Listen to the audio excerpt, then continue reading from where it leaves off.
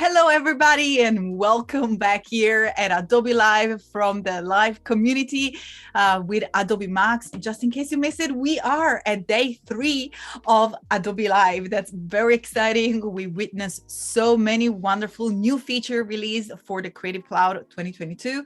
And today we are here with the lovely Julia Vaca. Julia, nice to see you. Hi. Hi, everyone. We are back together. Very, very exciting to be here with you.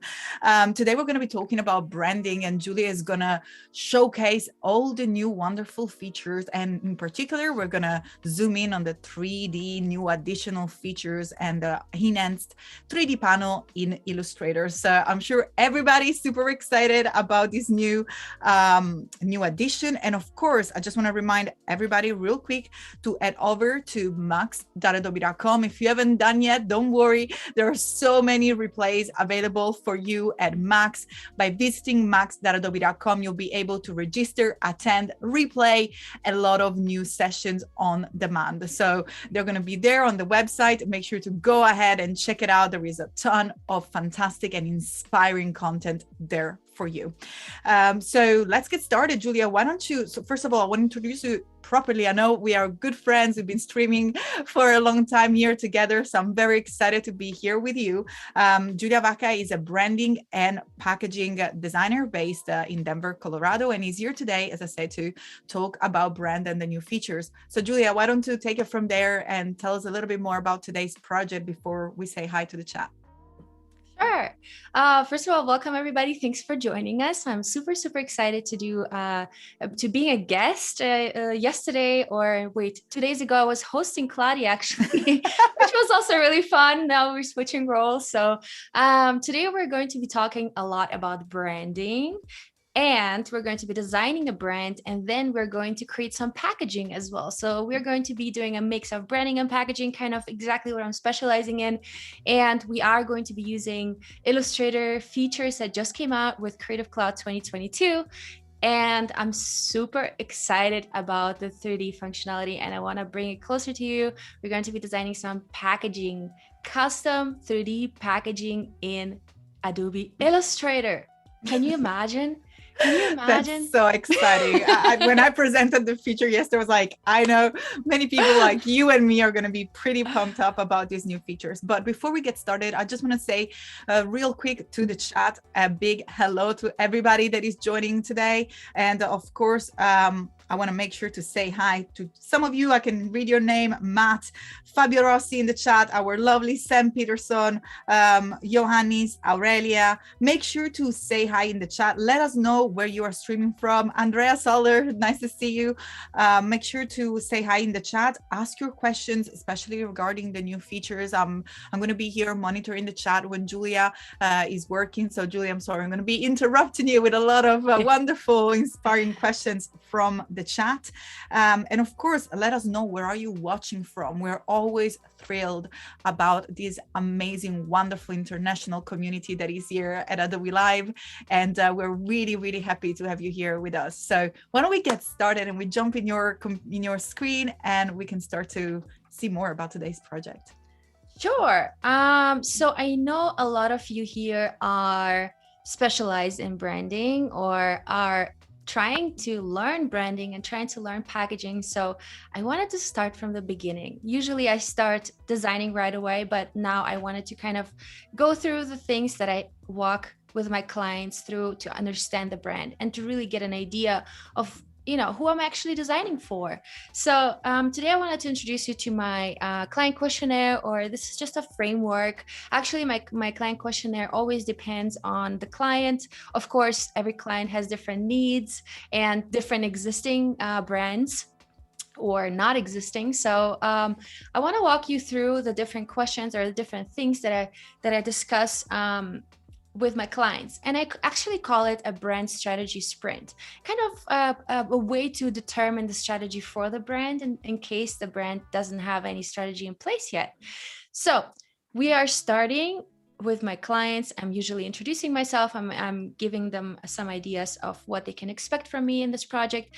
Then we are usually going through some competitor analysis. I'm asking about direct competitors. I'm asking to kind of talk about which brands are kind of giving similar or offering similar products like they do.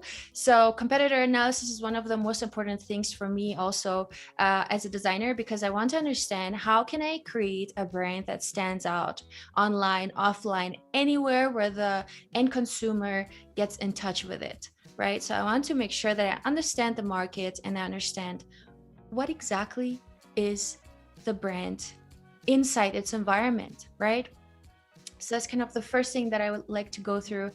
Then we're talking about the brand persona. Brand persona is basically the person that we're designing for. So we're trying to deeply understand who is this person, who is this character. And that does not only involve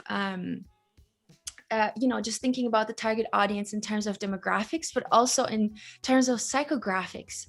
So what do these people enjoy?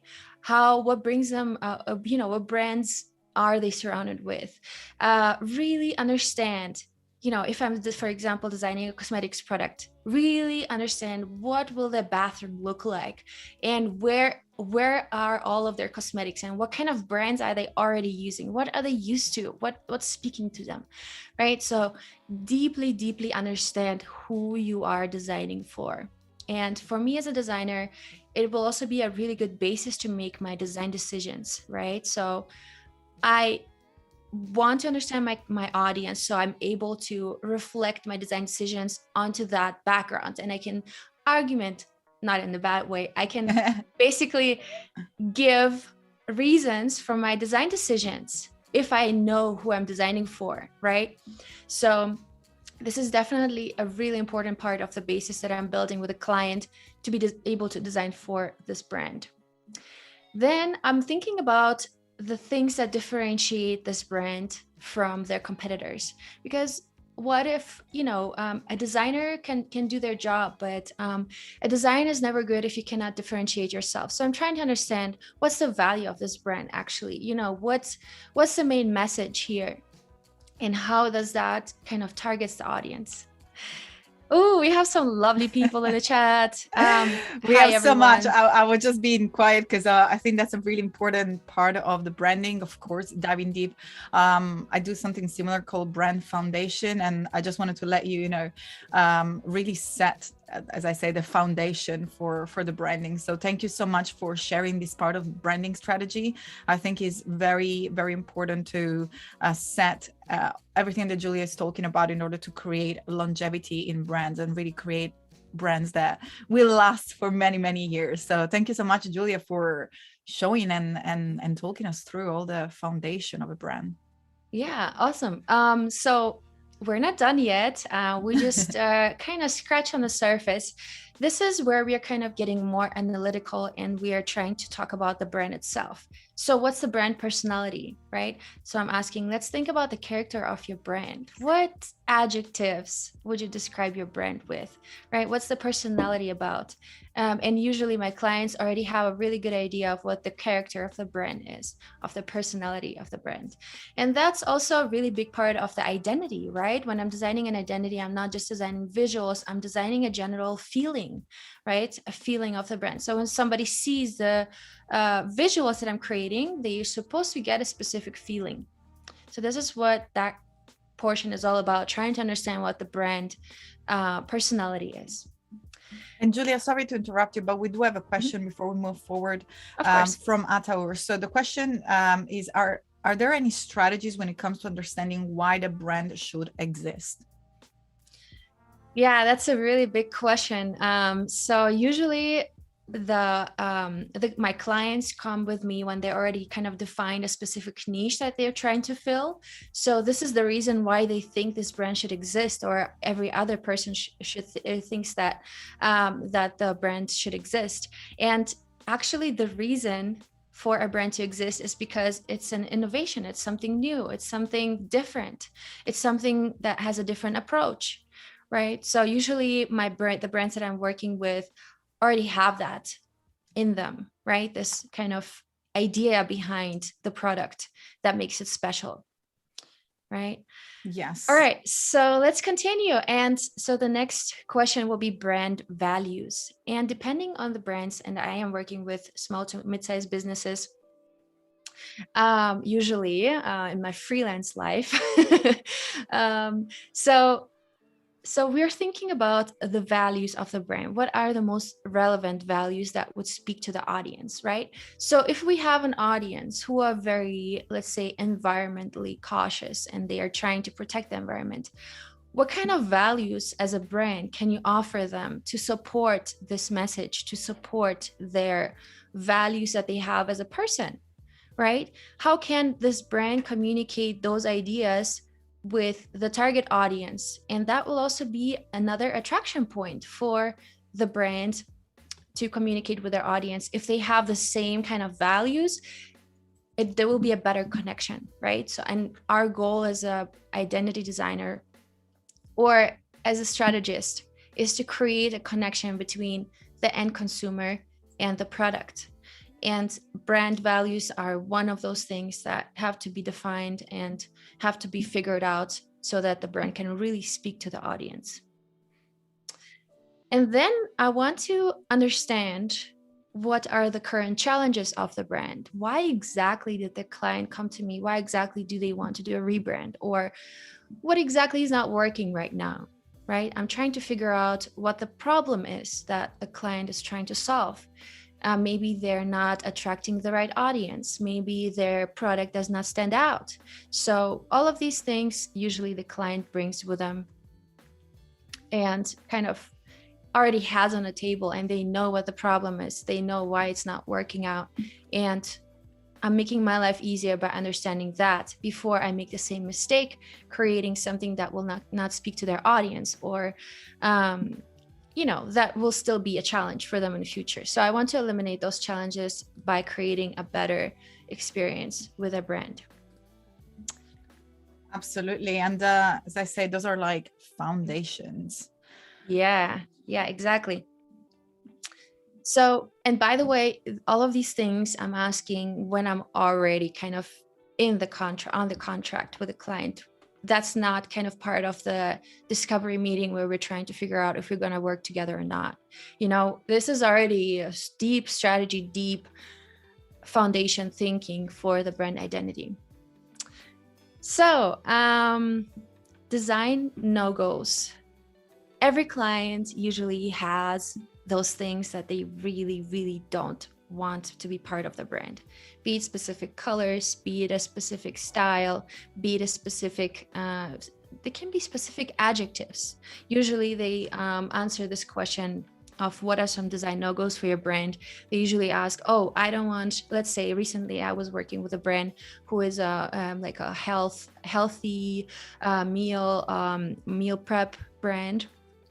And so their no-go was, I don't want to be another of those orange and green brands. So the colors orange and green in combination for them are a no-go. And that was already a really good starting point for me to eliminate those and to really know, okay, I'm not going to be using those colors, right? That gives me a really good guidance where to go, not only in terms of the identity, but also the visual identity of the brand. Absolutely. And I think that sometimes is perhaps even more important to really build a connection with your clients to understand what they don't like.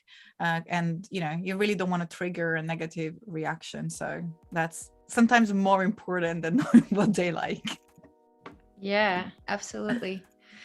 All right. So, and then I'm usually discussing the next steps with the client. I always love to have the client be up to date of what's happening, what are, what can they expect, when's the next deadline, and when can we get together again, when can they give feedback. So all of these things I'm sharing with them, and then I have a little thank you slide, and the work can begin. So usually what I get from the client after this presentation are some existing files, maybe some existing strategy docs or any inspirational documents that they can put into our shared Dropbox folder. I love using Dropbox to kind of communicate those visual things with the client. And this is also where I'm putting in the final designs that I'm designing, or even the presentations that we are doing throughout the branding process. So today we are going to be working on the logo. I'm going to share some tips with you how to create a logo. We're going to go into fonts. We're going to go into colors, how to create colors, color combinations. And I'm going to show you the library that I actually already have for this brand. Are we going to work in for a product or for a service? Yeah, so Source, this brand is going to be a product, and that's the reason why we're going to be needing packaging. It's going to be a cosmetics brand that's very nature, let's say, inspired. And I'm going to show you quickly how I kind of extracted the colors and where I actually got them from. Fantastic. Yay. And then we're going to walk through typography, where we are going to be determining some fonts for the brand, and we're going to look at fonts, and then we're going to create some shapes. And I'm hoping to use my new Intuos Pro for this. Ooh, wonderful. Yeah, I know I'm a beginner, but let's see, maybe we can draw out some cool stuff. And then we're going to go into 3D and do some packaging. So, Claude, are you ready? Sorry. Yes, before we get started, I just wanted to say real quick to the chat, let us know how many of you use Illustrator to create your branding. If you're just a beginner, if you have used to design packaging before, let us know a little bit more of information about that, your workflow and what you are looking to build now with Illustrator and what you built so far. Because as I said, the focus today is, of course, to dig deep into the new features for this wonderful Adobe 2022, the feature that we've seen at Adobe Max. So let us know, what are your projects? We had a wonderful insight. I'm sure you're going to find it super useful with Julia sharing the foundation of a brand. And before we get started, make sure to ask your questions. Julia is going to start on this new beauty project, but I'm here passing your question to her. So make sure to take advantage of this time together. And as I say all the time, Julia, you probably heard me say that a bunch of time, but Adobe Live is a safe space to have fun and learn together. So every question regarding freelance or design work, career, packaging, branding, and anything related to design and your aspiration, or if you need any help with any of the app, use this time that we have here together on the chat in order to ask your question to me, to Julia. I'll be passing the question to Julia all the time. So really do take a good advantage of this time together. And I think we're ready to start. Yeah, let's do it. Cool. So talking about 3D and materials, that's going to be one of the features that we're going to be using a lot today. And I think that's one of the biggest improvements in Illustrator for Illustrator 2022. And we have some improvements also with commenting. So whenever you're sharing this file for review, you can save the document to Creative Cloud, and you can invite people to comment, which is also super fun. We have some enhancements in our libraries. We can now have like a team library, and we can basically share resources together with team members and have shared libraries that are automatically kind of interacting with all of the users of the team.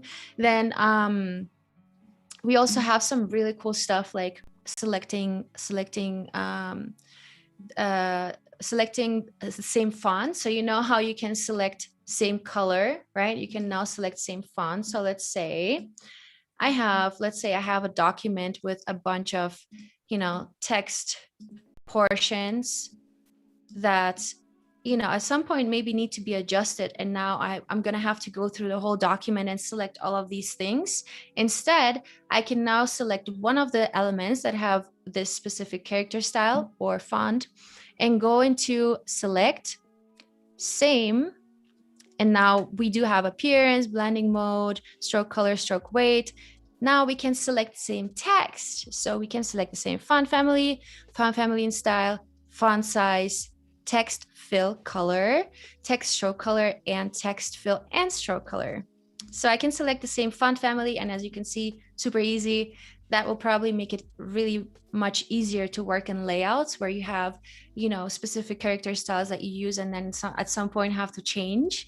I sometimes, to be honest, I like to create layouts in Illustrator just because I'm already here, and why not, create a little poster or a little brochure that that I can create right here in Illustrator. Of course, InDesign is the best and the leading software for that when you're working in layout, but here, it can also be really, really helpul. And Julie, before we move forward, I'm just going to interject some of the chat comments from the question before. So first of all, thank you so much for those of you that are joining us. I can see Emma just joined the chat. Brief Kani, Julianne saying so cool, Carrington, cannot wait to see new feature in Illustrator. But also what I really wanted to point it out, because I thought that was really exciting, is we have Chico used Adobe Illustrator 88 when it first was released, and it's not so far it's come. I completely agree. Like, it's absolutely unbelievable thinking that now we have 3D. Julia, I cannot wait for you to jump into packaging. That's going to be so exciting. Really excited. Yes, so can't wait. I'm looking forward to it. Bruce Kani is saying that just joining the art world again after 14 years and making a career change. Yes, congratulations. Back to art and all things Adobe. So many changes since it was like here. Amazing. Well, you're in the right place because Julia is going to show you how the changes are taking place, especially with this new very last 22 release. But also we have Joella and I'm sure many other people in the chat which are beginner. Joella, I'm so sorry if I mispronounce your name, is saying, I'm a beginner. I've created an ebook and used Illustrator for the background of my journal pages. That's absolutely fantastic. Kiki, using since the 90s. And I think that we had Ator saying, I'm a super duper beginner. Fantastic. You're in the right place. We're here to learn together. So take it on your screen and show us, Julia. Yeah, let's go. So I wanted to share with you kind of a little bit of a process, how I've kind of created a color palette for this brand, and it was super fun. And I did it actually with Capture. So this is what Capture looks like on a mobile. You can download it to your iPhone, and I believe also Google Play has it, as far as I know, but feel free to check it out. And so you have it on your phone and you have this live camera where you can capture colors from the outside. And this is a plant in my neighborhood. So I was walking my dog and I saw this purple color and I was like, wow, this is amazing.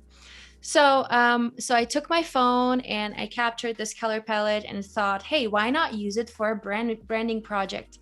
Right. So I came up with these colors, and I have added one of these colors here that I later on extracted from one of these portions of the photo. So now I suddenly have this really cool color palette that's very natural, which speaks to the brand that I'm designing.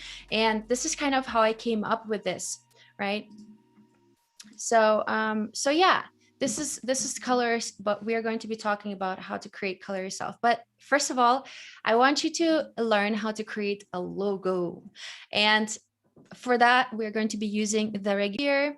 Oh, and we also have those fancy tutorials now. Yes. So whenever you hover over any of the tools, we have these amazing little, rich tool tips that can help you learn whatever you can do with this specific tool, which is amazing. Julia, so sorry if I'm giggling, but I just seen my dad in the chat, and he's probably like shocked by my change of hairstyle. So I just like, they always call me Claddy, but I just saw like a full Claudia on it, so it looks like I'm in trouble. That's my full name when I'm in trouble. So hi, Dad. That is so funny. It's so cool that your dad is joining. I think that's amazing. Oh, well, that's the beauty. I mean, I was sharing that because of Adobe Live, my dad is nearly 80 and he's using Photoshop. So like, I mean, even just being here on Behance, I think is exciting. I just wanted to let you know, because I was giggling in the background, and that's the only reason why. I love that. Well, thank you so much for joining. Wait, how do you say, I only know mangiare. You can just say ciao. Ciao. Ciao, Guido. Ciao, Julie. My mom is Julie as well. That's why I call you Julie all the time. Okay, cool. All right. Okay, Claude. So let's get right into this. And creating a logo, we're just using the type tool. We're creating a little, we have to select it, of course. We can go in and create a little text box. Then we can type in our brand name, and then what we can do is we can go in and go into our character panel, and we can go into find more to select from any Adobe fonts that we have, and there are hundreds if not thousands, Claudia. I'm not sure exactly about the number, but there are a lot of fonts to choose from. So you can go in and select some filters. We have some amazing filters here, but we have the fonts page also on fonts.adobe.com, which has been revamped and improved so much. So there is all fonts, where you can browse the fonts by category, which some of you probably have seen already if you opened Adobe Fonts before. But now we have this amazing home page where you can look for fonts, foundries, and designers. And you can even search by image. So you can put in your image and extract fonts, get similar font suggestions, and so on. And here we have really quick activation for different styles of fonts. So here, for example, we have the font pack called Typographic Superpower. And this is an amazing package, by the way. Love this. I love the style of this. And so here you can simply activate all of these fonts inside Illustrator. So you have to be... Oh, perfect. Sorry, I was just saying if you can just zoom in on the link, but Sam is already came into the chat with the link. Awesome. Thanks, Sam. Repeat it. Fantastic. Yeah, it's fonts.adobe.com. And then we also have color.adobe.com, where you can get inspired in terms of color palettes, which I'm going to dive in a second. My dog is trying to break into my office. Yes, let her in. Oh, should I? Yes. All right. Yeah, all right. we love. So we're actually going to have an extra guest. We're going to have Julia featuring our beautiful dog, which is coming in to say hello. Hi. Now it's a party. Yeah, come here. Say hi. Hi. And just double checking, everybody, if you can please let me know in the chat. Raul says no audio. I believe everything was going okay. Yeah, it's the problem is that my microphone is on the desk and I just stepped away for a second. That's why there was no audio, maybe. I don't know. Let us know in the chat. Check you're not muted. So let's see. I'm just gonna go ahead and see if there is any issue with the audio. But let's check. Got it now. What is the name of your dog? My dog's name is Blondie, and she's a very curious a person, I say. She loves to wear human clothes, and she also loves to participate in meetings. So whenever she hears me talking to somebody, she just tries to break into my office and get into that meeting. She really needs to participate and be part of it. So she's hilarious. Okay, Anyways. so it looks like we're good with audio. Fantastic. I just wanted to double check that everybody can hear us. Fantastic. And again, thank you so much for joining. Ciao, Fabio, Firebrand, Sam, Emma, Robert, everybody saying hi, doggy. Let's put a little pause for Julia and for a little dog in the chat. Give me some paw smileys. Let me know if y'all have a dog. Dogs are the best. I love cats too, but Dogs are Thanks. just humans, better humans. We love animal. We're animal Yeah, we lovers. love animal. Exactly. All right. So this is where you can get the fonts. You can also browse fonts. So here I'm in all fonts and I can type in my sample text. So that will be source, which is the name of my brand, right? And I can go in and search for different classifications here, the different tags. So we can look for brush pens, something really fun. We can also look for luxury. So if you have this luxurious client who wants something really fancy and refined, we have, for example, a nice font called Arpona right here. No wonder I have it already activated. Then we have Fright, which is also really amazing. Aviano is also great. So to activate the font, you simply click on the image and then you can activate either all the fonts of the font family or you can activate single fonts. So it's up to you. Right now, I am using the font called Normalidad, which is also available on fonts. And I think this is an amazing sans serif that I just recently discovered. So for this logo design, we're going to be using Normalidad. And you can also activate it, Normalidad. And you can activate it directly in your character panel or through fonts.adobe.com by simply clicking here, simply clicking the little cloud symbol for activate. All right, so we have that right in our text box. Now we want to create an outline. That's the first step before we even go into doing something else, customizing. So I'm going to hold Option, click and drag this one to the top, and I have created a copy of my font, right? Because I want to keep a live text version of it existing just in case I will need it later. So now what I'm going to do is I'm going to click Command Shift and O, and on Windows it's, I believe, Control Shift and O, Claudia, or you can simply right click and create outlines. So Command Shift and O on the Mac, and we have outlined the text. We're going to do some customization. I'm going to ungroup it, Command Shift and G on the Mac, and Control Shift and G, I'm guessing, on Windows.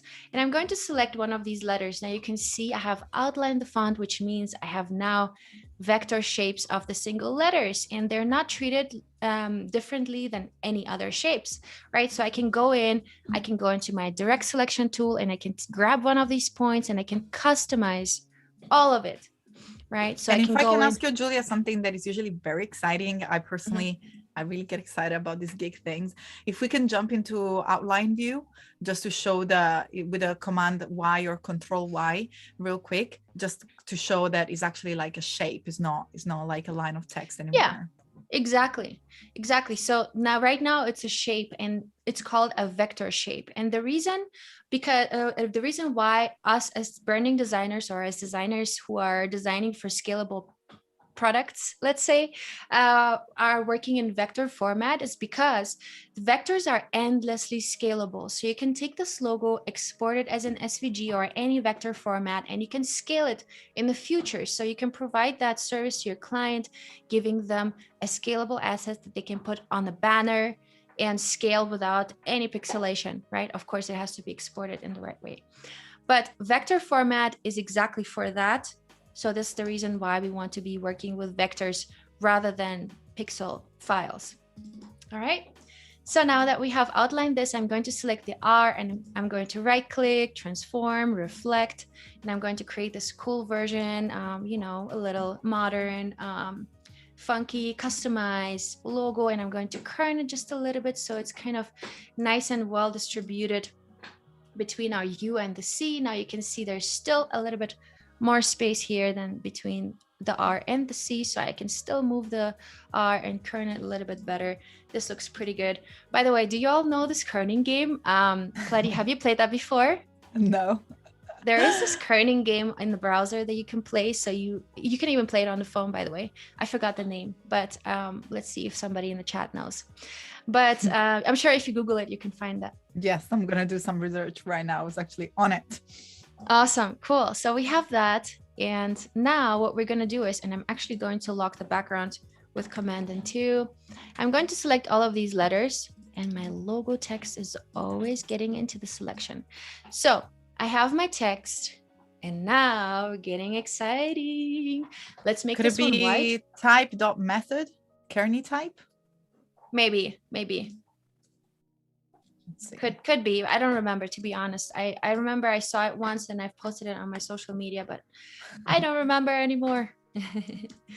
All right, so my friends, it's getting exciting. We're getting into 3D. Woo! Super And the way exciting. you can access 3D is if you go here into Window and activate 3D and materials. So once you click that, and now I just actually removed it, but when you click 3D and materials, you will get this panel right here.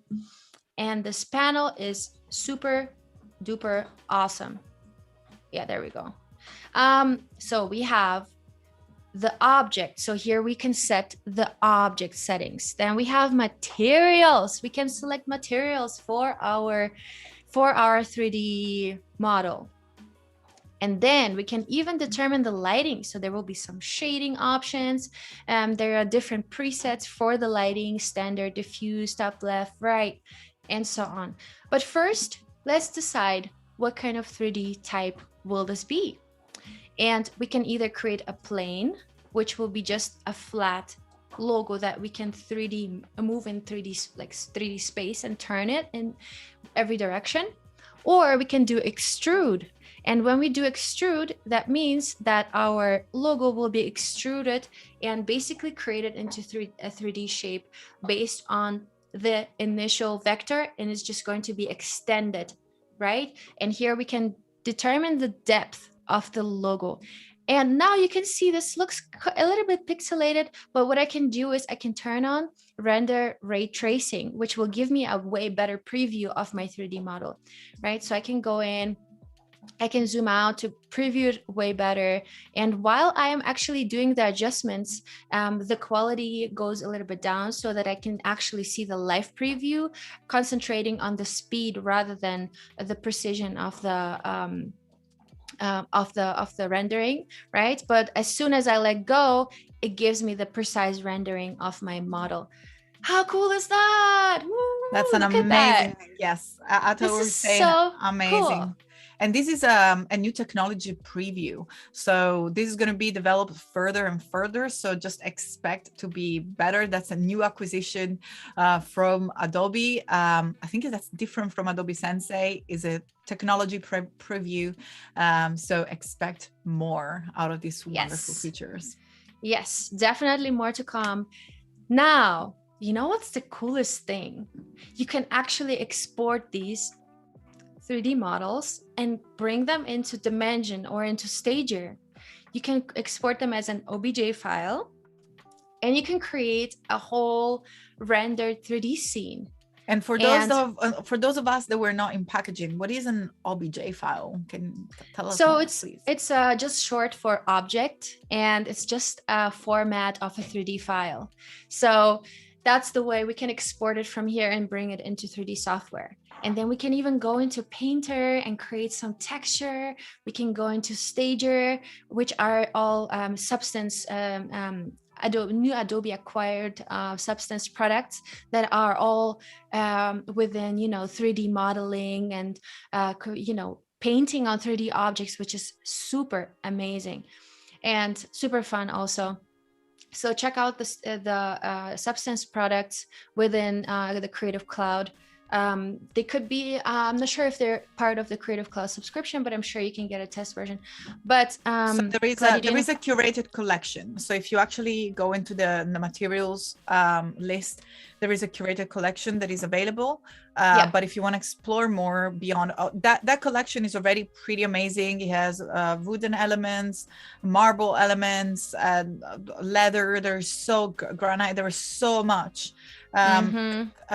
Could you do you mind, because they're asking for an example, if you don't mind, please showing us the one that are available now in the 3D panel. Oh, you mean the materials? Yeah, we're gonna get into that. So you were talking about there's the Substance page also where you can get more, but here we have the basic materials that are already included. So let me actually expand this a little bit so we can see a little bit more. Fantastic. Yeah, because that's what the chat was asking. That's why I was Sure. Yeah, we can do that. So we have the Canopy Diamond concrete tiles. All right, let's see.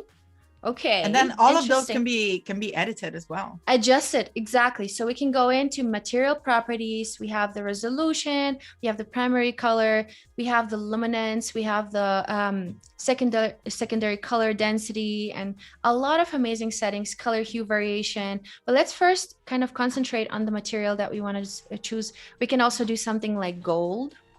Also fun. Ooh, what are you gonna Ooh. go for? So I was actually thinking to create a little mock-up. You know those mock-ups where you can see like a spot gloss or like a varnish of a print?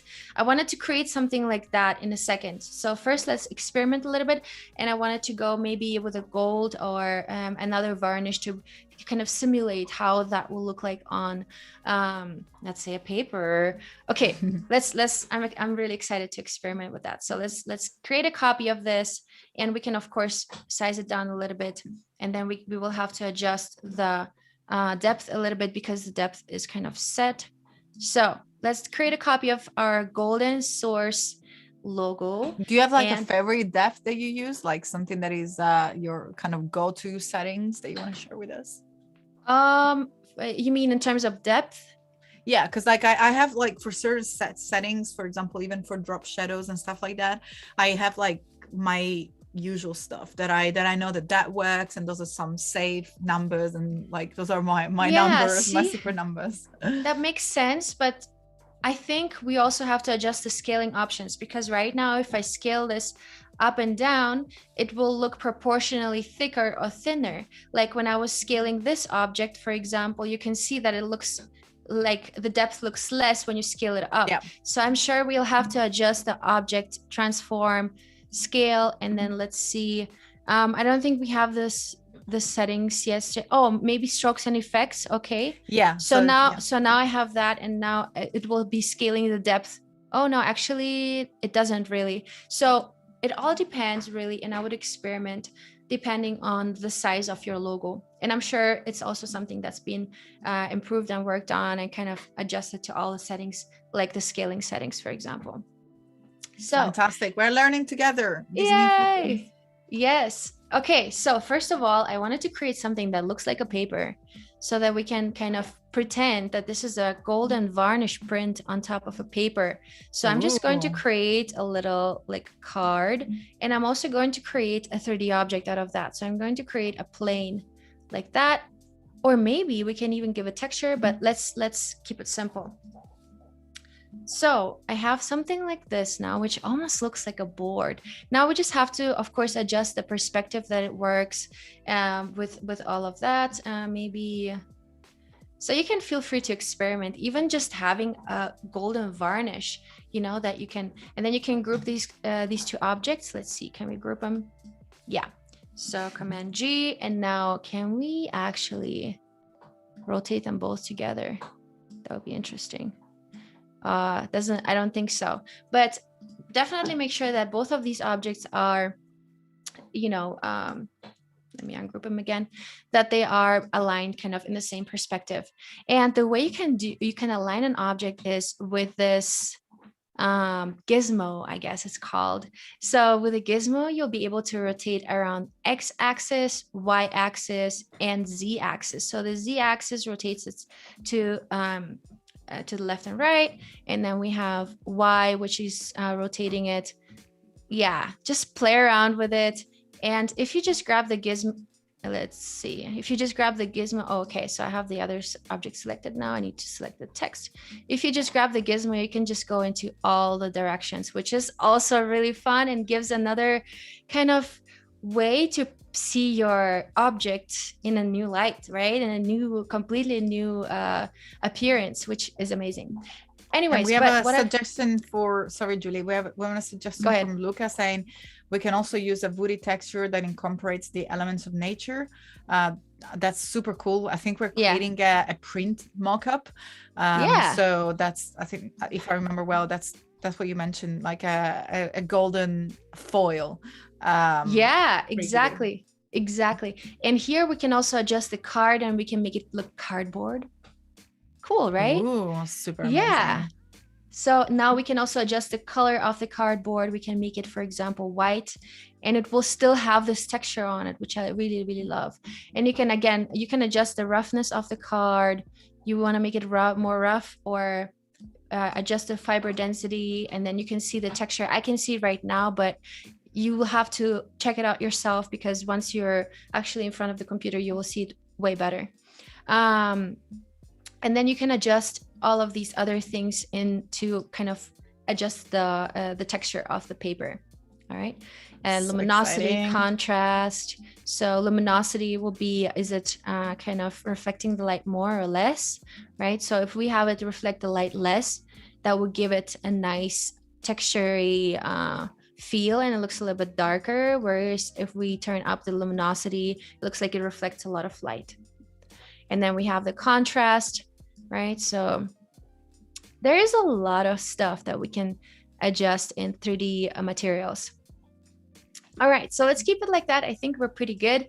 And also let's lock our little background paper with Command and 2 so it doesn't get into the way while we're working on the logo. And one thing I wanted to show you is it's called Bevel. Bevel. I say bevel. Yeah. Okay, good.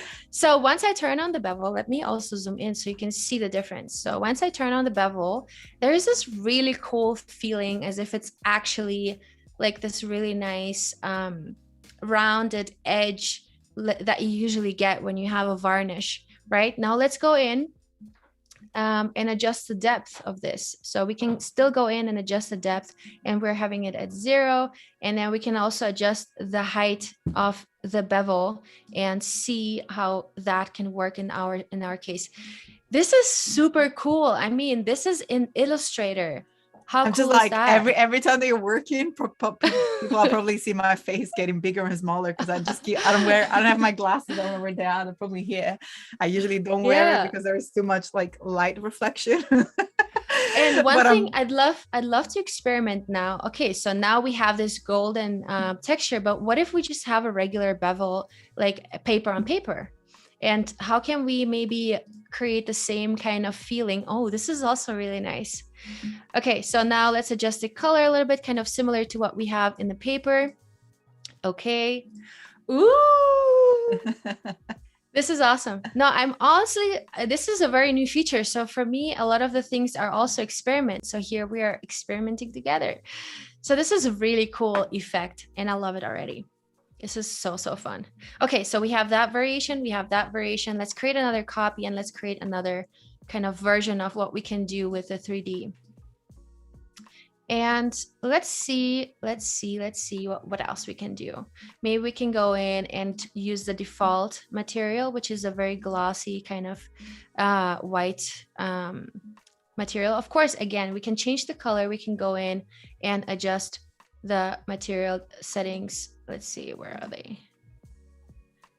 So Kira is asking paper on paper, and also we have Luca asking for woody textures. So if we can showcase those textures, that'll be super cool, please. Yeah, let's go. Paper on paper is a great idea.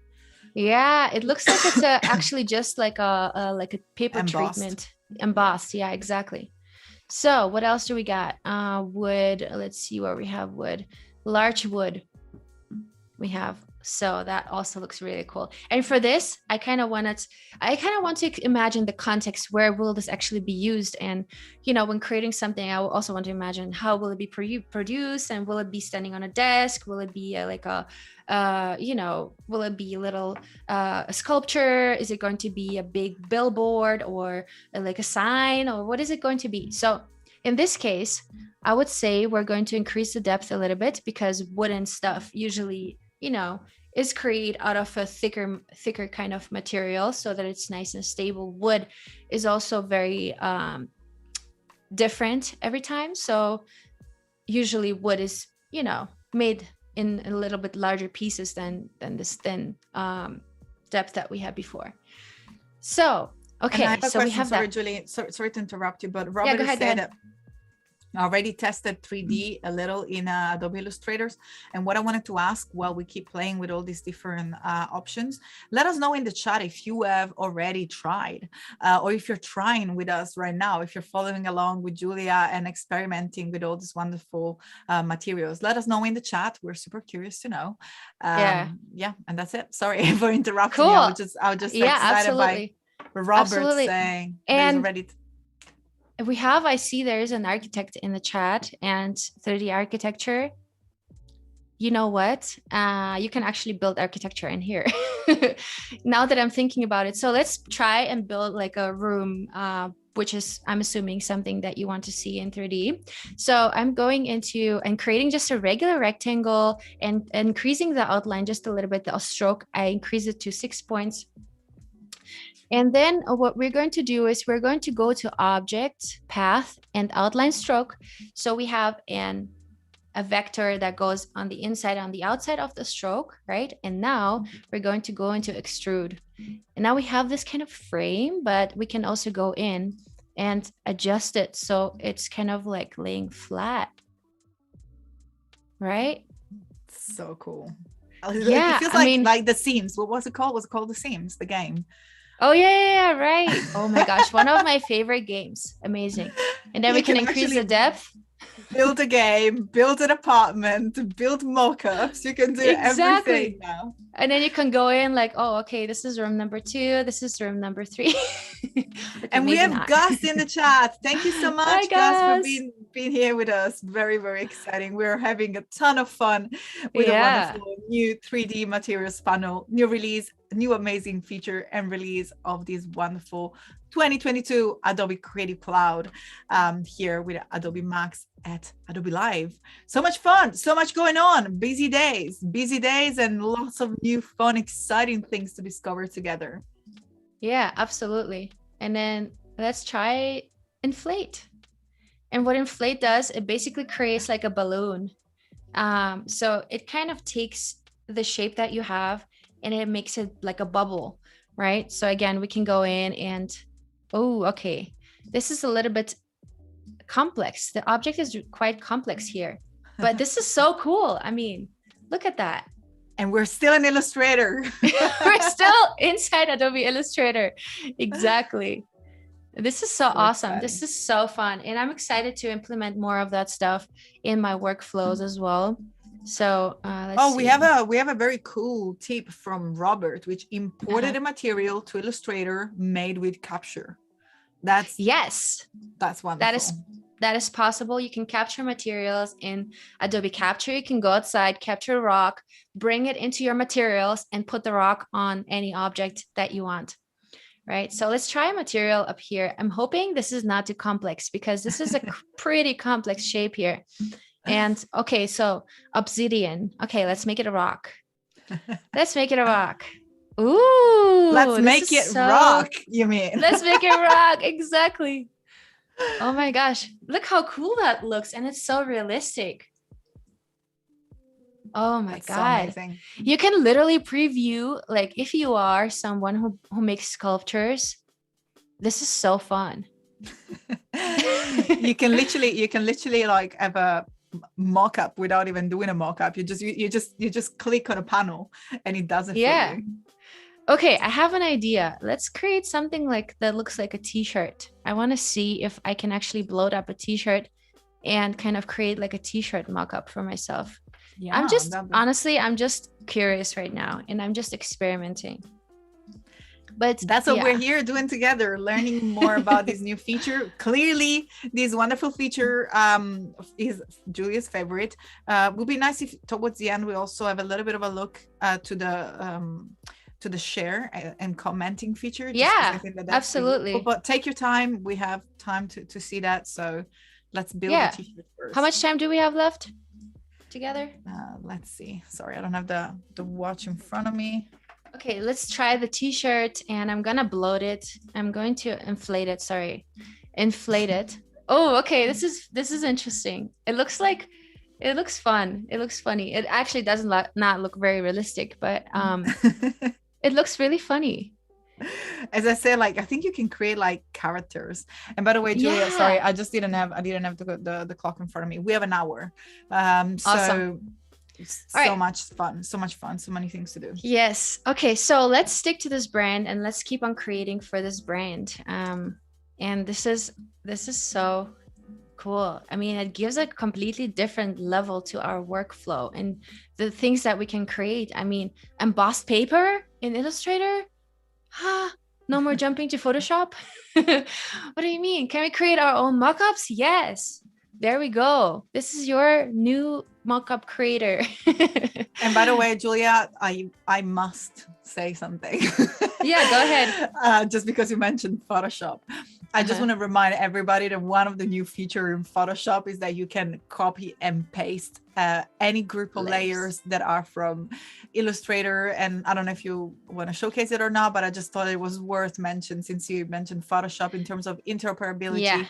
You can copy and paste and you'll be able to paste layers in Photoshop, which is also mind-blowing. And I think that comes into play when you have, let's say, like a layered illustration. And when you want to copy and paste it into Photoshop, before it was, I'm not sure if it was completely flat, but now that you get all the different objects on the different layers depending on how you set it up in Illustrator. So that you can actually, start working, let's say, with maybe shading the objects, painting on top of them, and they are all very nicely organized in layers. I think it works the best with illustration right now.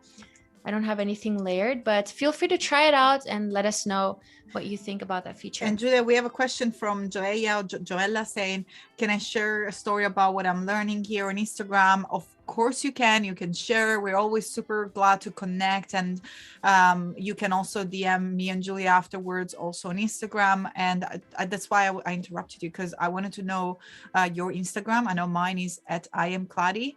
And yours, Julia? Mine is Julia Masalska. I don't know if some of you noticed, but I've changed my last name. It was Masalska and now it's Vaca.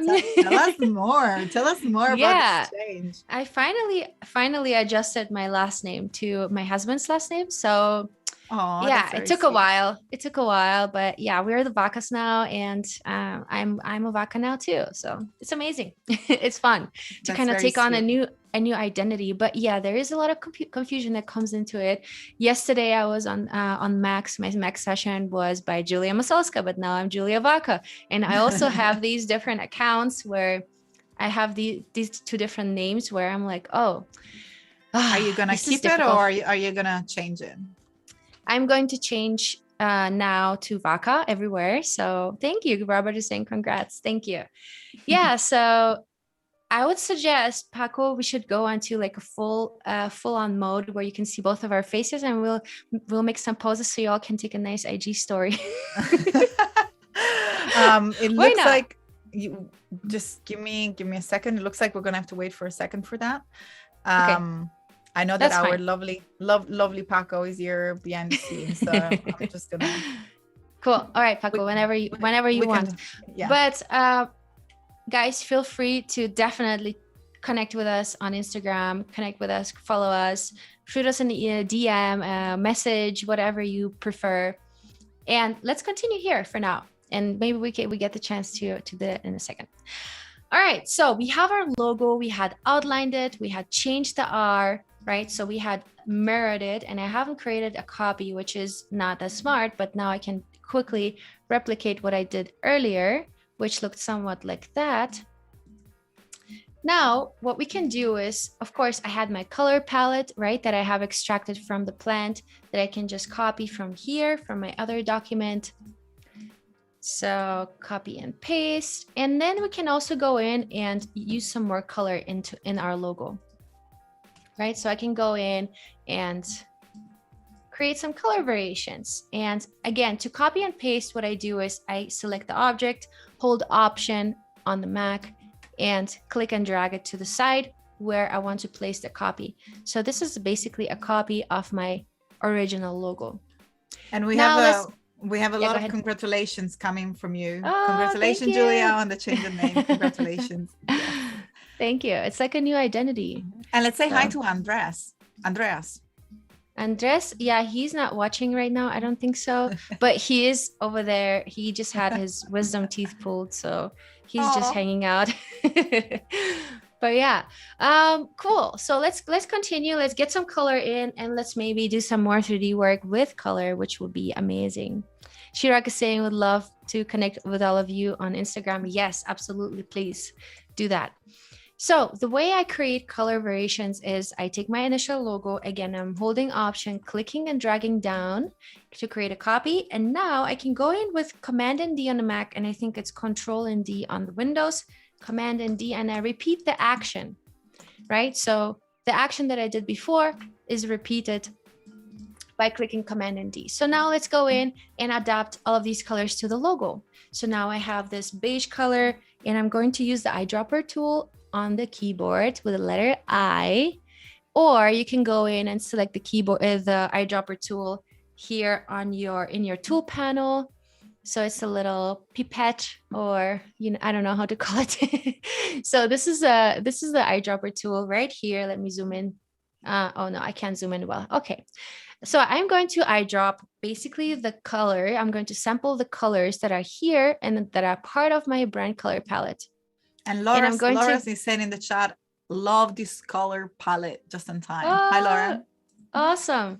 Hi, Laura. Yes, I loved it too. This purple, and I cannot believe this purple is in nature. I mean, it's an actual plant that has this color. Oh, the focus here is a little bit weird, but so it's an actual plant that has this color, and I thought it was such an amazing color. It stuck up to me, and that's why stuck out to me, not up. That's why I wanted to capture that contrast to use for a future brand. And that way you can collect amazing color palettes and save them in your CC library. So whenever you have Capture, you can go in and log in with your Adobe ID and save those color palettes from the Capture in your CC library. And then you can have an inspiration library. I'm going to show you what mine looks like. So I have an inspiration library somewhere here, illustration, inspiration. So I have one here. Oh no, that one is called Instagram. Let's see. Yeah, misread.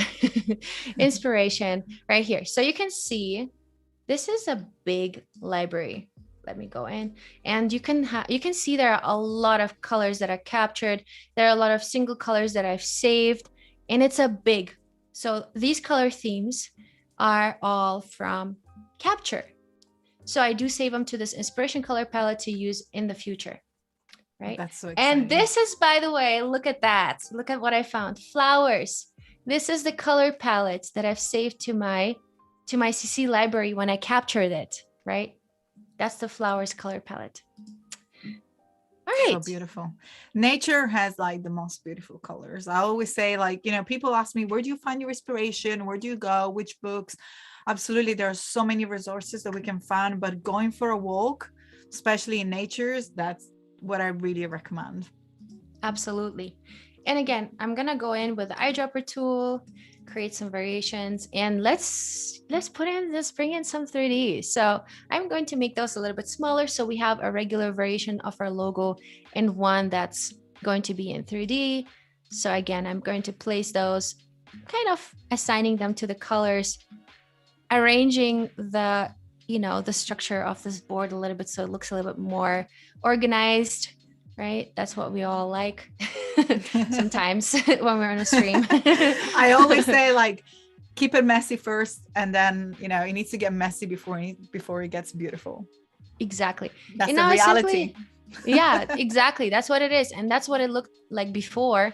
So that was experimenting, finding stuff, and here you can see I already kind of put together some packaging from before, and then I created some shapes but that's something we're going to jump into in a little bit. We're going to create some new shapes for this packaging, and we're going to create 3D models, 3D mockups of those packages. All right, cool. So let's create some 3D from these babies right here. And again, I'm going into my 3D panel, into window and 3D and materials. So, and I'm going into object, and here I can extrude again. I'm going to extrude those, and it's as easy as that. And I have basically created all of these being 3D objects now.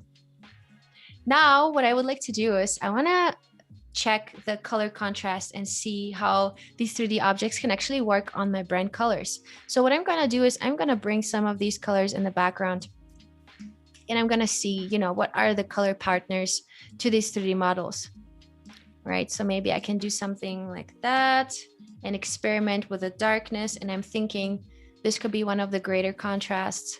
And again, I'm going into a more realistic preview of this, and this looks so amazing already. Okay, so now let's jump into lighting and make it even better. We have softness, intensity, and we can also turn on shadows.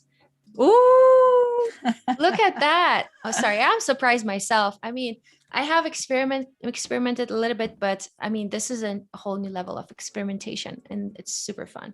Okay. So let's adjust the color of this being the same color, and that could look also really, really nice. I mean, Claudia, look at that. That's amazing. This is so cool. I'm just like admiring and loving it. And Yeah. I wanted to say, D Ross says, cool info, love the greens. And we have Odari in the chat. Make sure to go ahead. We had Odari in the spotlight a few weeks ago. So make sure to go and check it out. All the amazing works and the Scully collection. And I just wanted to say real quick, sorry for taking this second. Thank you so much to Odari to create a little Scully collection of Claudia. So we have a little Claudia Scully available as well. Thank you so much, and thank you for joining us here. Very nice to see you in chat. Yeah, good to see you. That's so cool. I wanna see that. Can you share that with me as well, please? I want to see it. All right. So, and then we can adjust our depth again. We can go in and adjust our depth and do something like that maybe. And I'm going back into lighting, and I'm going to adjust the intensity. And here you can also play around, you know, what works best for your background color. And do you want to have more intense shadows, or do you want them to be a little bit more subtle? I think this works pretty well. And then we can also do a rotation of the shadows, right? So we can even adjust it and have something like that where the light kind of turns and lights the object from a different perspective, from a different side. I thought that was pretty cool. And then also we can adjust the height of the light, right? So think about it as a light that you kind of point towards the object laying on the flat surface, right? So if you point the light from the top, and this is the height of the lamp basically, right? So if you put it, if you adjust the angle here, the angle of the light will be adjusted, you know, how high, how tall the light is. And here we have the softness of the shadow. So how soft is, oh, actually, so sorry, how soft is the color? We are adjusting, no, sorry, how soft is the light? So hard light will create harder shadows, and soft light, so if we increase the softness here, the lighting will be softer, as you can see. And now if we go down on softness, the shadows will be more harsh. And think about it as if you have a light that's directly a lamp kind of pointed towards the object, that being hard light, whereas light that comes from different sources being soft light, or light that's a little bit more spread. For example, using a softbox, if some of you are familiar with professional lighting. So Robert is saying, so first of all, hi Anika, thank you so much for joining. And Robert is saying, Claudia and Julia, I'm expecting some 3D project in the next DCC, you know, see it coming already. Amazing. Yes. Wait, who is doing the next DCC? Are you doing one, Claudia? I know you just did one recently, but I also did one recently. We'll see. Maybe. We'll see what happens. We'll see what happens really soon. For now, there is all the max session and max replays. So again, feel free to go max.adobe.com and watch all the sessions. I know Julia has a lab. Julia, if you want to say the number of your lab, I don't remember. Yeah, my lab was actually live yesterday, but you can watch the replay. It's L332 that you can look up. You can also just look me up on the Adobe Max page, and then you'll also get the lab. Fantastic. And I had a bunch of sessions as well. If you head to my website, iamclaudia.com, and I want to give you the right URL because probably I don't want to give it a wrong one. iamcloudy.com/max 2021. You'll have all the list of sessions there for Adobe Max available on demand. Awesome. Yeah. And as we are here in the lighting, we can go in and experiment with the different lights. And the standard one is a pretty harsh light. You can see it on the graphic here. It's a very pointy light. Whereas if we have a diffused light, you can see that the shadows are kind of spreading and they're very soft.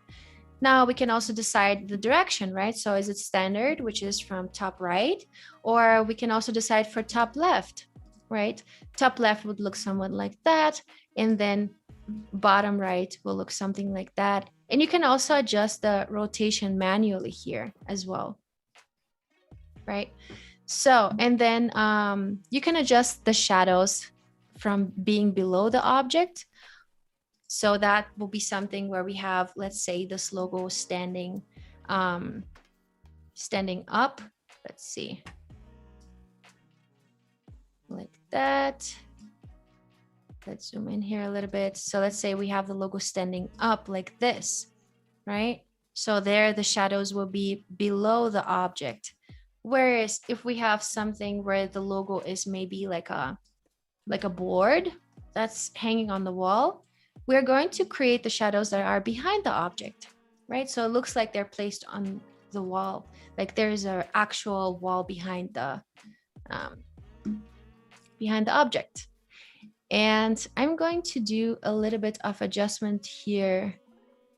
Shadow, standard. Let's do a standard. And we're going to decrease the intensity a little bit and increase the rotation and increase the height so that we don't have this deep shadow, but a more natural looking one, since our object is not very deep, right? So the shadow should not be very deep. All right, so again, I'm going to go in and make that just a little bit smaller. Yeah, that looks pretty realistic, I would say. And here we have a standing up version. Let's actually adjust it a little bit here, like that. Yeah, there we go. So that's a really good preview.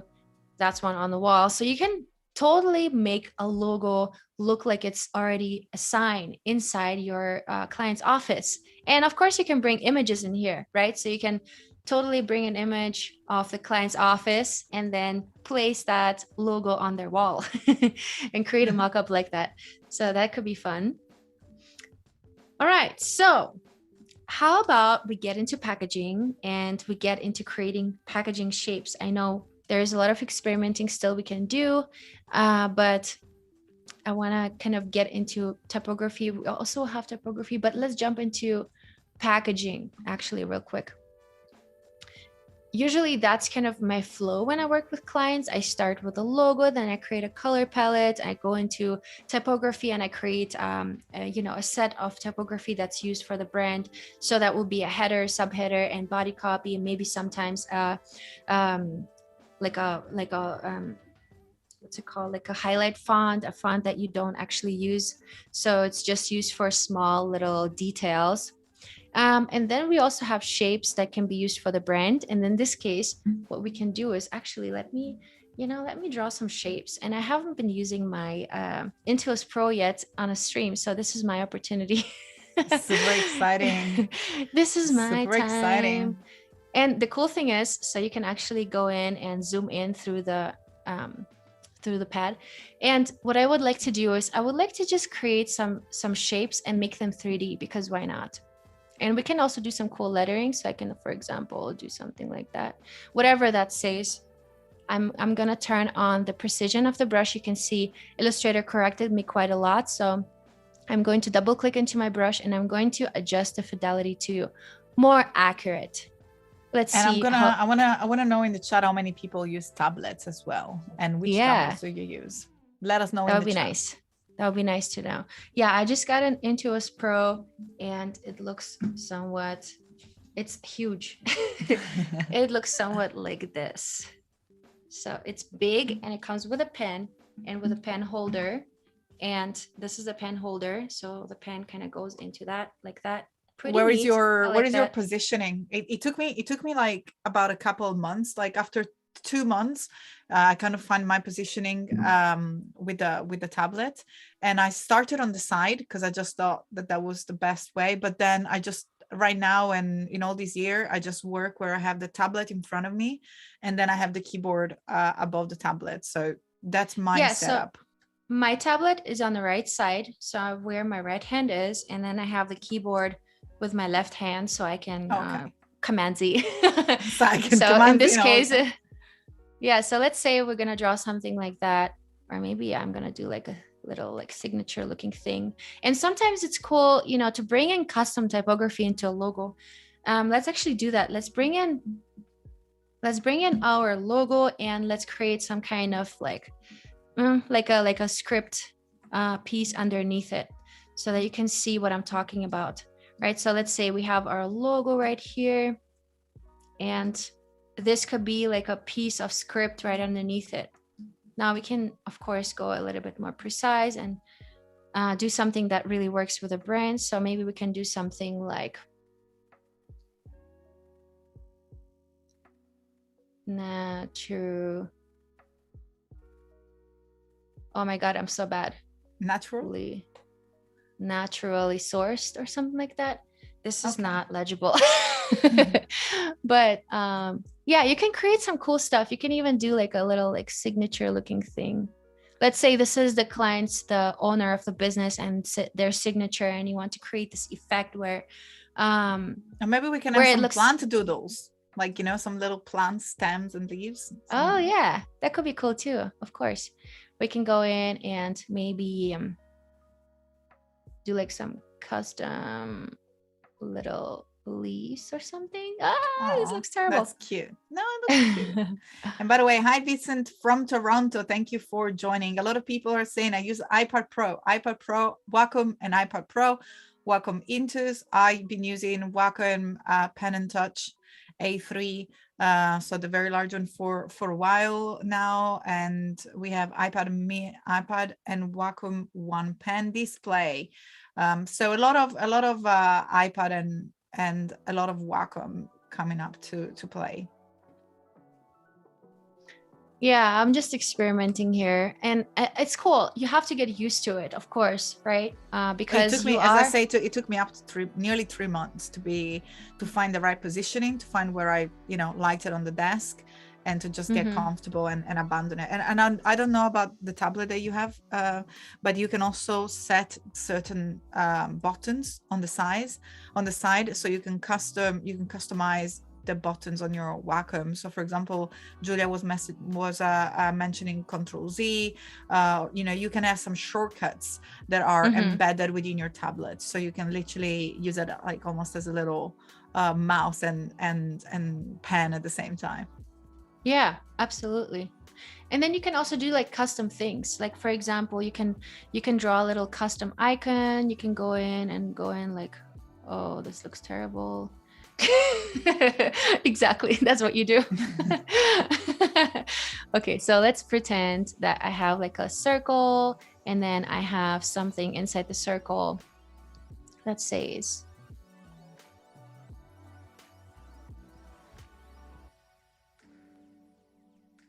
hand.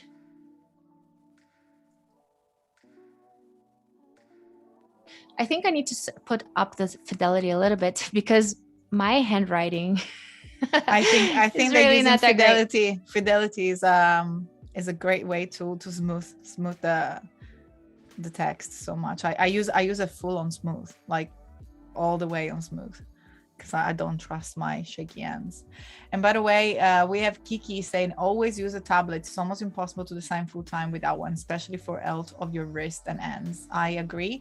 And also Kiki, I just want to, I don't know, Julia, if you're familiar with a Kiki delivery service, the anime cartoon. Have you ever watched it? Oh, no, I haven't. So every time that I mention Kiki, I think of that anime. Let me know in the chat if anybody has seen I've watched Kiki Delivery Service. It's a very sweet, lovely cartoon. Like one of my favorite animes. Oh, that's cool. I'm thinking of the Drake song. Oh yeah, that's true as well. We love your name, Kiki. We're absolutely fans. I love it. It's cool. So I'm now kind of going in with the mouse and adjusting these things a little bit. Yeah, it kind of reminds me of the Friends typeface. So you can do that. You can even, you know, create your own font out of your crooked letters if you wanted to. That is also an option. So you can do something like this, let's say handcrafted. Of course, you can work on that, but bam, have that kind of written out in your handwriting if you have a nice one, not like me. All right, but what I wanted to do is actually I wanted to extrude this as a combination. So I'm going to go in and I'm going to object path, outline stroke. And now I have outlined basically my drawing stroke, or you can also just paint with the blob brush and that makes it outlined already. So when you paint it with a blob brush, you don't necessarily have to outline it anymore. But that's what I'm going to do. And I'm also seeing that there are little intersections between the different shapes. So I'm going to unify those. Let's see. And that I do Pathfinder, exactly. So I'm using the Pathfinder here, and now you can see, so if I go back, you can see I have all of these elements that are separated, and I'm going to unify those. So I'm going to click unify in the Pathfinder, and now I have this complete shape. And I believe this is going to be the easiest for Illustrator to process the 3D. So I'm going to now do the extrude, and now we have this really cool kind of thing going, and we can also still adjust the color here. Again, you can still use the regular eyedropper tool. So cool. Yeah, so right? Beautiful. I mean, this is awesome. And in that way, you can also create custom brand shapes that can be used on social media. So for example, I can take that little piece and I can go in and resize it and place it differently, like on a new canvas, and create really cool social media posts as well with that, just as an object by itself, right? Super cool. So, and I Dina or Dina, thank you so much for joining us. We have new people joining. We're here with Julia Vaca, which is I just want to make sure I say the right last name. Yes, you got it. Which is a branding and packaging designer based in Denver, Colorado, sharing with us how to use, first of all, Illustrator. For those of you that are newbies, that's completely fine. And also we are zooming in on some of the amazing new features of the Creative Cloud 2022. In particular, we are playing with a new 3D enhanced panel. That's a new UI to the simplified panel to use the 3D and have access to materials within Illustrator, and also shadows and light. And it's just so much easier and so much comfortable to create 3D shapes. And we're here creating a brand, and very soon a packaging as well. We have less than half an hour, so whenever you're ready, let's get jump into packaging. Yes, perfect. Let's do it. So for all of you who are just joining or haven't heard that earlier, so I'm here in lighting and I can turn on shadows, right? So I can go into shadows right here and I can turn that little toggle on, and I can also remove them, of course, but I want to create this like realistic effect, like as if my logo is already kind of a sign, and this is a good mock-up for signage if you're creating something like that for your client. Now the exciting part, let's get into packaging. And you know, so the reason why I thought this feature is so amazing for packaging designers is that as a packaging designer, you're not always very proficient in 3D modeling. And I always thought that 3D modeling is very intimidating, because if you go into programs like AutoCAD, where you have all of these crazy features and you have this very intimidating interface, a lot of different commands that you can do, a lot of new language, extrude, what does it even mean, you know? And so all of these things you have to learn completely new. And that's why I know a lot of packaging designers who are not actually doing the 3D modeling themselves, but rather access existing 3D models and use those as a mock-up in a 3D modeling software, like for example Dimension, where you can mock up products or designs, right? And so my idea is here we can create custom packaging where we can work with a vector shape, and then we can extrude it, and we can not extrude, sorry, rotate it. So we are going to, or revolve. We're going to be using the revolve tool right now. And let's take a closer look at the revolve tool. What does it actually do? It takes a shape and kind of rotates it around the center. That means we are only designing half of it, half of our package, and then we're rotating it. So let's say if we have a bottle, we are only designing the shape of this one side of the bottle up until the middle, right? So the first thing that I want to do is, and that I found really helpful, is creating myself like a orientation line. So it's basically like an axis that I'm going to be using to have an orientation where my product actually goes, right? So, and now I'm going to simply go in and create a couple rectangles. So let's say this is my cap, and I'm going to create a rectangle around here. And I'm going to go in and make the edges just a little bit around it, just because in real life, whenever you look at packaging, like let's say we have this bottle right here, you always have this round edge. And even at the bottom, we have a round edge. So we want to keep it as realistic as possible, whereas the middle ones we're going to keep flat because it's going to be the axis to be rotated on, so we don't want to have a little hole in here. So that's the reason why I'm using the direct selection tool, and I'm only going to be selecting this top right corner and bottom right corner. So these two I'm going to be selecting, and I'm going to slightly, you can see it's a very, very small radius. I'm going to slightly adjust those. And then you can even go in and you can customize it a little bit more, and then just, for example, select only one edge and make it just a little bit bigger. So usually the top of the bottle is a little bit more rounded, so we can even go in and create something like that, right? Now, what I can do is I can create the bottom part of the bottle. So let's say this is the cap, and imagine this cap being kind of like that. I'm going to transform reflect so I can preview what the proportion will look like once it's rotated, right? So something like this is going to be our cap. This is kind of like the side view of our cap. And actually, let me make this a color so we can better see that. Now let's create the bottom portion of our bottle. And of course, this way of designing is only for objects who are perfectly revolved around the edge. That means we can determine the shape, but we cannot really do much where it's not symmetric, right? So this is going to be a symmetric bottle. Again, I'm going to grab the rectangle tool, and I'm going to create a slightly wider rectangle for the bottle. And again, I'm going to go into the edges, and I'm going to give it a light radius right here. Maybe the top ones can be a little bit bigger, but the bottom ones I'm going to go in again. Oh no, actually that could work.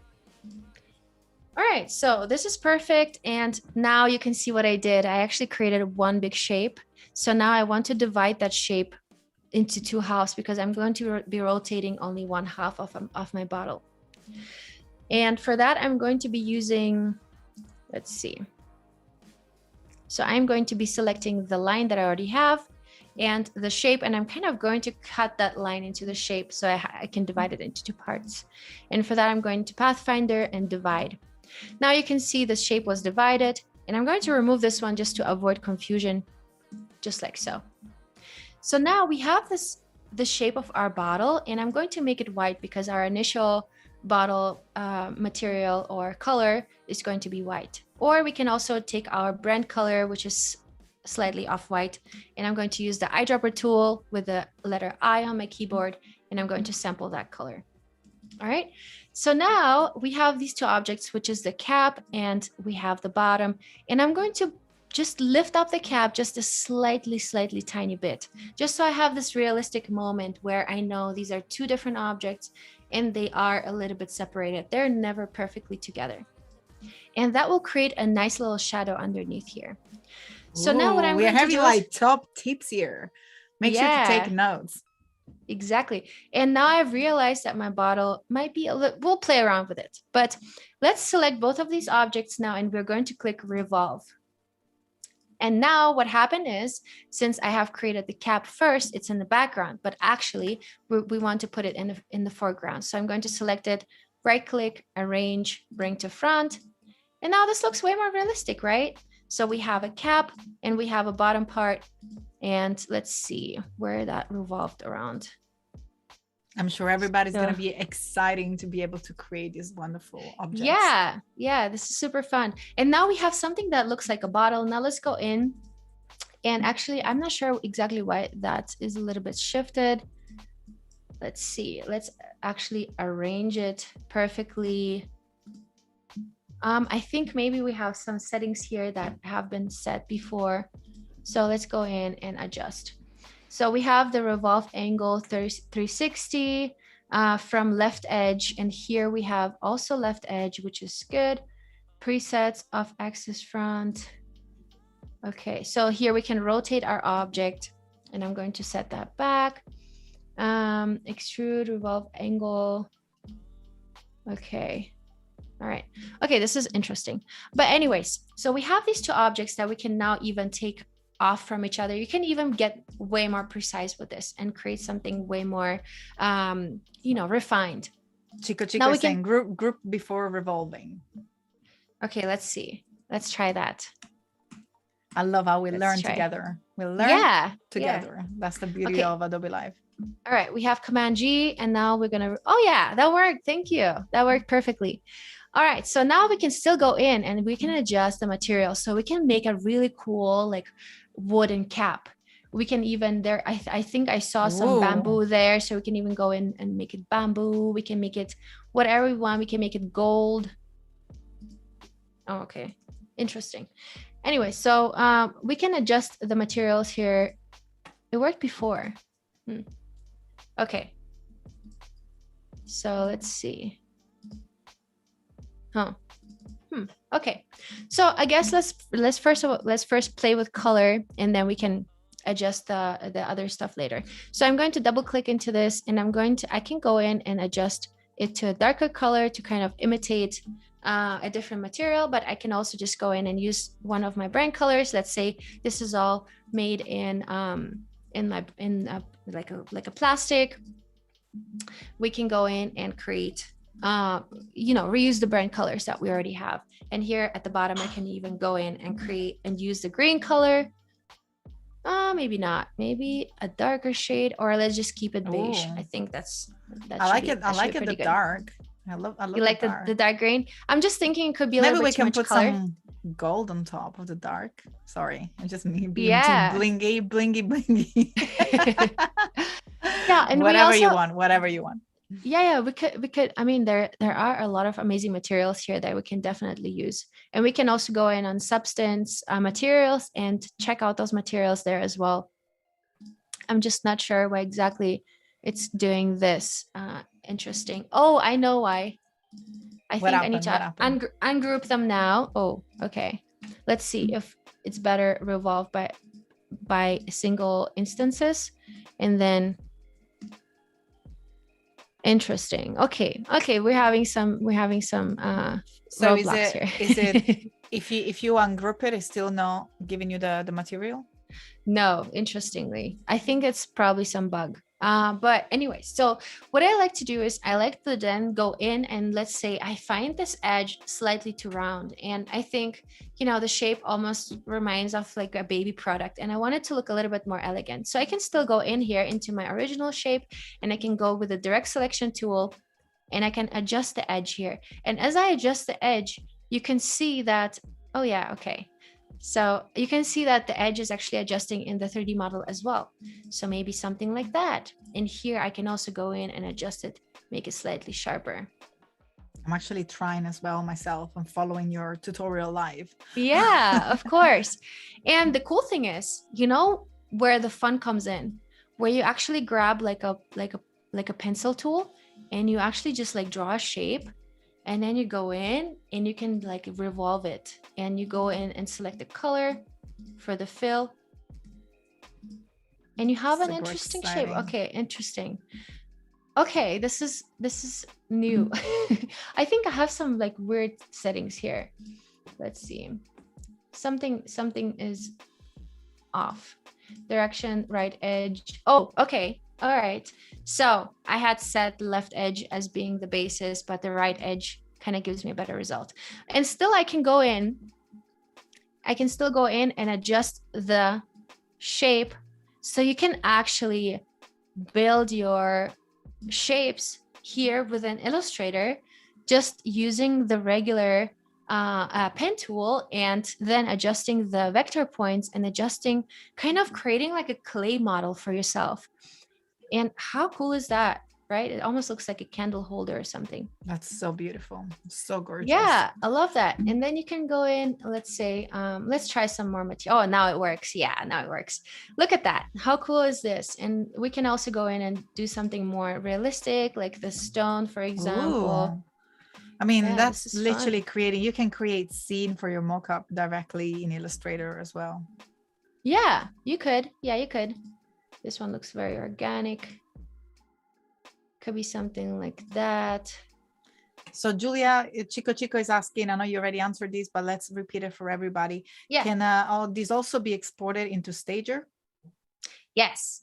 So we can actually export this as a OBJ file. And let me remember how that worked. So file, export selection, all assets, and then the format can be set to OBJ. Exactly. So you'll have to select the object, and then you select this as an asset basically, and you select the format being OBJ.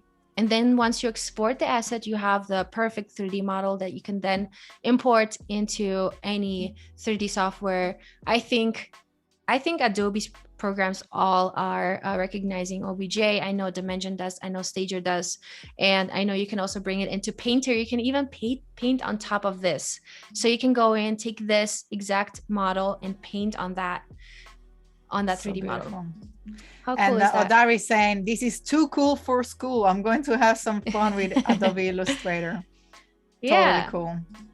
Yeah, absolutely. I love that. And so now I can go in, let's say I want to adjust this bottle just a little bit, because I don't want to look like an ordinary bottle, right? I want it to look interesting and different from so that it differentiates on the shelf, right? So Julia, do you mind explaining again what OBJ means? We have more questions in chat. Sure. OBJ is an object file. So OBJ stands short for object. And now what I like to do, whereas you can, of course, export this model and go into Dimension and apply, let's say, a logo in a three-dimensional way, or any kind of graphics you can apply onto this object. Here, what I like to do is just to mock it up really quickly. I like to take the logo. Be very, can I be naughty? Yeah, go ahead. Can I be naughty and ask? Can we change the color of the marble effect just to show all the different colors? Because I think it's so cool. Sure. So geeky Claudia. Yeah, no, it's a good questions. It's definitely a good question. So here we have the parameters of the material, right? Whenever we select a material, so even if we say, let's say we have this marble, right? We can go in. Oh, marble, by the way, looks super beautiful and so realistic. Look at that. It looks like an actual 3D model. Anyway, so let's go into the parameters. And let me open this up a little bit. Which one did you have before? Which one was the one? This was the marble paint that I had. Can we before. change those colors? Because I think it looks. Yeah. So we have. Sorry, I'm being picky. No. Go ahead. That's fine. So we have paint color number 1, and we can go in and change that color to anything that we want. And as we change the colors, we can see the model adjust to that. So for example, we can go in and make it purple, and kind of go in and make that maybe like a pink. And as we adjust the colors here, and we can see this material is made with 4 painting colors, and every material, by the way, is unique. Every material has its own features. So sometimes you will find features in one material that you will not find in another. For example, here we have this material being painted, right? So that's why we can change all of these colors in this material. Whereas if we had, for example, gold, we only have this one color that we can adjust because it's not a painted material. It doesn't have that characteristic. So, and that's where you can use the Substance programs like Painter where you can actually paint yourself on top of an object, and you can save that material, you can reuse it, and you can apply that later on onto different other objects as well. So exciting. yeah, and you can create some really cool effects. So for example, you can take a cardboard and you can make it look spotty. You can, put some spots on it. And when it comes, for example, to 3D design for gaming, texture and having like these like rough scratches and spots and dirt is so essential. Whereas maybe in packaging design, we just want to have little details, like for example, where the paper is rubbed off, right? So that's where you can experiment with Substance Painter, and it's amazing. It's so much fun. Are we gonna have a look into Painter? Yes. Oh, so during streams, I try to avoid going into 3D programs. I would love to. I would love to, but I'm afraid my machine is not going to be able to handle that. I completely agree. when I work on my laptop, I was just asking because I never used it before, but I completely understand that. It's it's like one of the 3D programs that you definitely need some superpower. Well, to be honest, I think Dimension is actually really, really easy to use because it's a very lightweight 3D program. Now, when it comes into more complex things where you have multiple objects, or let's say if you have Painter and you have like a complicated object that has a lot of curves and a lot of vector, I'm not sure how they're called. But they're like little like axes that are determining a more complex shape. So it's not just a vector shape, not like a vector line, but more of a mesh. So there can be really complex meshes with a lot of intersections. So yeah, depending on the complexity of the object, it can get really big and really heavy. So, but this is very simple here. And I mean, this is super simple.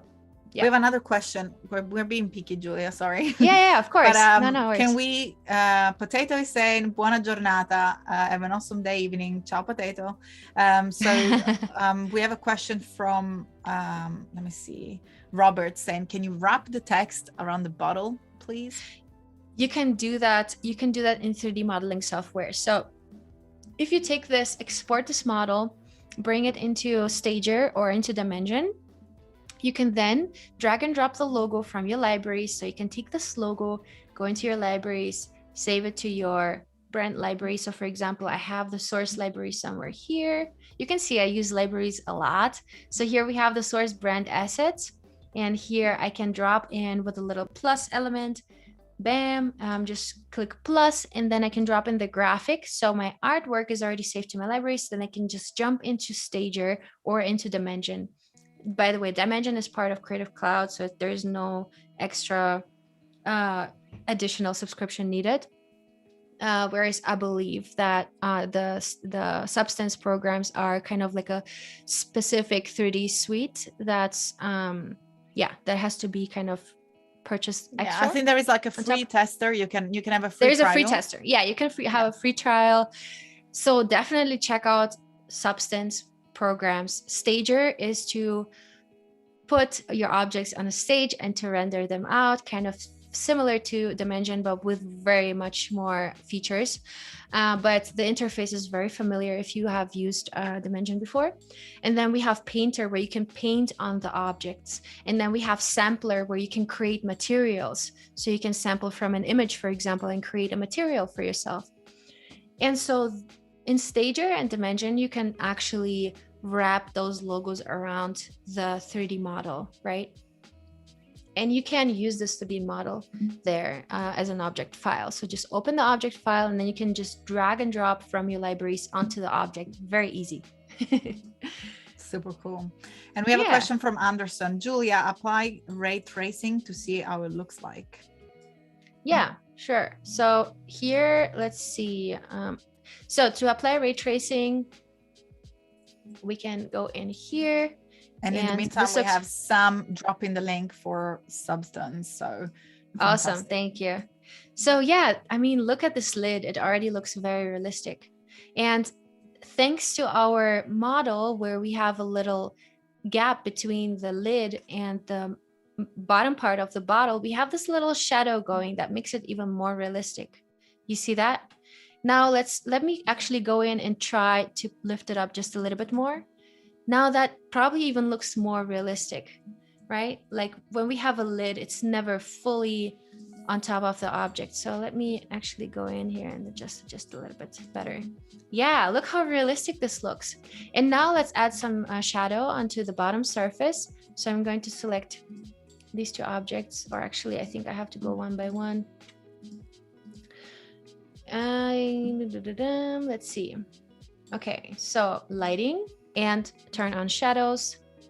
Bam. Now we can of course go in and adjust the shadows of being behind the object or below the object. So I'm going to do below the object. Look how cool and realistic this looks. This is awesome. That's and now so I can beautiful. go and adjust the rotation of the light. And Julia, just a quick shout out, because we have I think less than 5 minutes left. So Yeah, sure. just wanted to give you where we're at in timing, and maybe feel free to keep going. I think those shadows are beautiful, but maybe we can do a little wrap as well, just to show everything that because you've done so much work these 2 Yeah, hours. sure. So. Sure. But we still have 5 so minutes. We still have 5 minutes. So take your time. I just wanted to yeah, give you I a heads think up. what I wanted to do for last is kind of create a variation of this, and it's super quick. So I just literally copy and paste that object, and I'm going to go into my vector back, and I'm just going to adjust the height of this and resize my logo. And I have a variation of my packaging that well, those is are to put in your, like when you travel in your plane, isn't it? In your hand travel luggage. size. Exactly. Travel size. Less than Yeah. 100 ml. Exactly. And then you can go in, you can even go in and adjust a little bit. There we go. Cool. Look, we have created a variation of our packaging. Super cool. In less than 1 minute. This is amazing. And I love to play around with that, and then just like adjust the shapes, adjust the colors, and that's how you can create SKUs in no time. You can create packaging SKUs in no time. Look at that. Bam. And now we have a variation that's a little bit more like wider. And here we can also do the same thing with this guy right here. Also make it wider so it matches. Yeah. Look how cool. And we're still That's in so Adobe cool. Illustrator. That's unbelievable. I can't wait. Yeah, I I really know. cannot wait to play more Yeah. with these amazing features. Yeah. And me too. I'm excited to be using this for future client projects.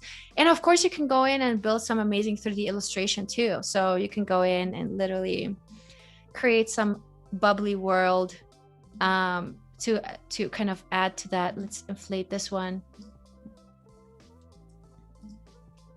And you can create this like cool bubbly world to kind of support this brand like in no time. Right? Look at that. How cool this looks.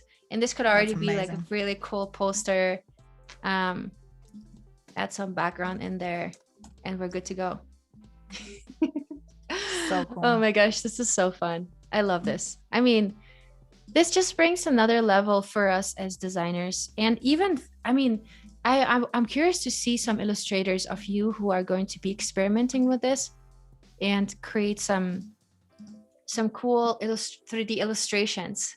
Oh yeah, and you can create, as Claudia was saying, you can create yourself a character, right? So you can create like a 3D face that they use in UX a lot. So possibilities are endless. Yes, absolutely. So I wanted to real quick, I think we have just like, again, a couple minutes, go back from the branding, everything that you showed before. Absolutely. I think it'll be time to start a wrap up for today. Yes, let's do this. So I'm going to delete this guy. We didn't get the chance to go over the typography, which is okay because we had so many more amazing things that we were talking about today. But we started off talking about how to actually create the brand identity, how to talk to the client and what to ask them to find out, to be able to have that basis that's going to be the basis for your design decisions. right? So we went through all of these steps and kind of talked over it. Then we have designed the logo and applied it to different 3D mockups here using the different 3D features.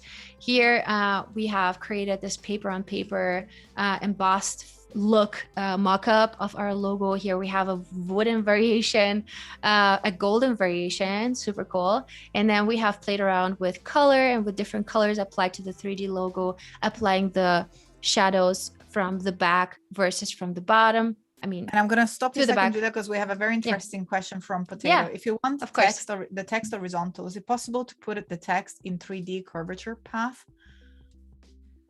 Oh, so that's what a I good think, question. what I will suggest, I think, is probably to do the curve, like to put the text on a curve and to do all the wrapping and just to edit the text and transform into a shape and then go into the 3D. I think that would be the easiest workflow. Unless the blend tool works with 3D, which Ooh. I'm not sure. But let's what if try it? We're here to try it out. Okay, trying. So we have a curve, we have the logo, and then we're gonna go object, blend, make. Oh no, I don't think so. Although this is interesting too, but I mean, we tried. Maybe it's cool. Like maybe we can with like an object. So in this case, again, I will suggest first to do all the modification of your text, transform into a shape, and then afterwards jump into the 3D. Yeah, exactly. That's what I would suggest too. So yeah, friends. And I'm wondering, you can also, of course, I think you can just go in and let's see.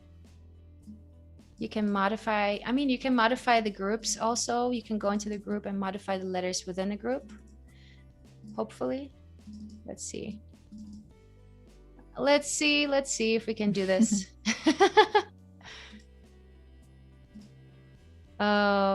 Yeah, maybe. So okay, that's a conversation for another time. That's the next level conversation.